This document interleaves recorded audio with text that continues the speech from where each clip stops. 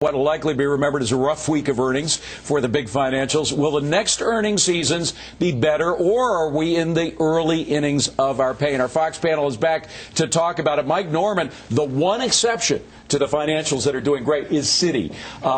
Is that going to be the lone exception to the rule? Are the others now through the rough pot? Yeah, even Citi might be a laggard here because there's obviously they had some big write-downs. Even with the write-down of $18 billion, though, it's less than a year's worth of earnings. You don't like to lose any earnings, but still, to put it in context, it's less than a year's worth of earnings. Citi had $200 billion in operating income over the last several years. So, I mean, and by the way, these write-downs, I think people should understand this. It simply is a sort of getting a new guesstimate, if you will, on what the value of these securities are. It does not affect in any way the income derived from these securities. They're still getting that income stream. So it's like if you bought a bond, and in between the time of the purchase of that bond and the maturity, at which time you collect back your principal and all the interest, if it fluctuated down and you said, oh, I have a loss, most people wouldn't look at it that way because they're going to hold on to it. Nobody at the Wall Street Journal, when I was there, knew numbers better than Elizabeth McDonald. Everybody would flock to Elizabeth McDonald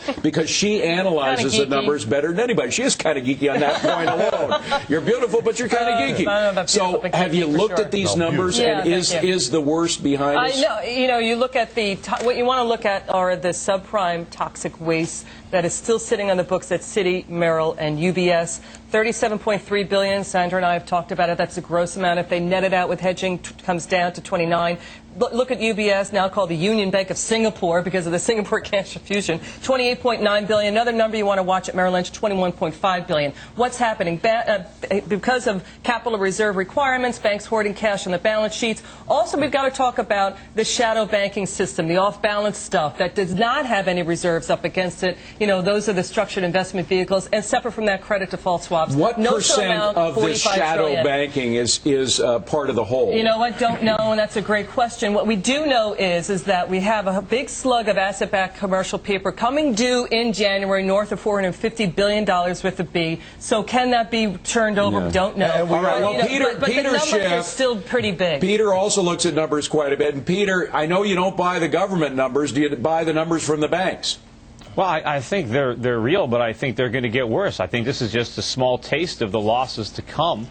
And, if you go back in time, at one point, Detroit was the automobile capital of the world. We dominated that industry, and we lost it. And I think, unfortunately, the same thing is going to happen to the United States in investment banking and financial services. I think that we have so blown our reputation. Wall Street has basically screwed all their customers, screwed all their shareholders. And, we don't even have the savings anymore to really be the financial center. So I think this is another industry that we're going to lose our dominance in, unfortunately. You're in. Go ahead. I think it's going to depend on whether we're going into this deep recession that Peter's forecasting or not. I think a lot of these new CEOs are probably writing down as much as they can right now so they look good in the future as these banks recover. But if we're going to go into much deeper recession, much worse economic times, these banks are going to have a lot more losses to report. On Joran's point that he made, writing down more than they have to just to make sure everything's out there, it might well end up to be that the valuations are too low, and we see them actually higher at some point. Hold on, Sandra, go ahead. I was going to say two big numbers that I keep hearing everybody reiterate today, and it was one that Mike Mayo made when he downgraded J.P. Morgan shares to a hold from a buy and overnight. And two numbers he was looking at: investment banking earnings down 88%. We got out of that report today, and earnings from credit card services fell 15%. You saw that too at Citigroup and Bank of America and Capital One. But then again, you got to look at the book value. The reason why they're trading on looking like they're on life support is because the assets on the balance sheet have been written down so dramatically, and the amounts that we're talking about are staggering. And by the way, J.P. Morgan, big player in the credit default swaps arena. So that's when corporate defaults start happening. You got to watch out with those exposures as well. Well, you're on. Do you think that's going to happen? Are we going to have these defaults coming on? I think there are going to be some defaults, although, again, I think the government is going to bail them out. We still live under a too-big-to-fail I think, strategy by the government. They're not going to let any large financial institution fail. They didn't let Countrywide fail. There's no doubt that the government held it up didn't bail out enough so the Bank of America would buy The them. government didn't bail out Countrywide was bankrupt, and they wouldn't let it fail. You're on. The government didn't bail out Countrywide. Bank of America bought Countrywide. Yeah, but wait a minute. But wait a minute. Look at how much You money gotta- Countrywide borrowed from the U.S. government. One at a before time. Bank of America You're bought on them. how did the government bail out Countrywide?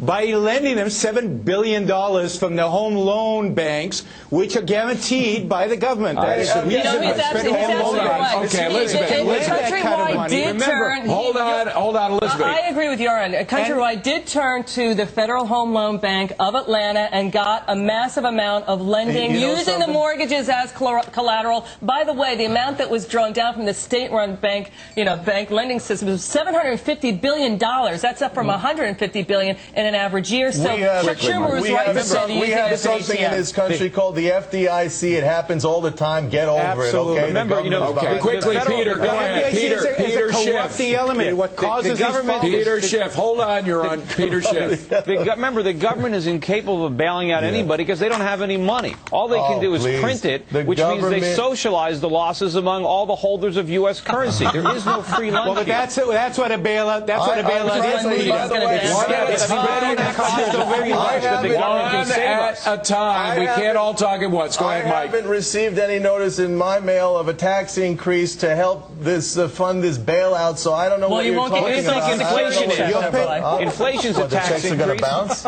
You won't get it. Inflation, actually, highest Peter makes a good inflation point. rate Inflation in is a 17 tax years. increase, and we may be seeing more of that. Yeah. We're going to be talking about the Fed in just a moment. We got to take a quick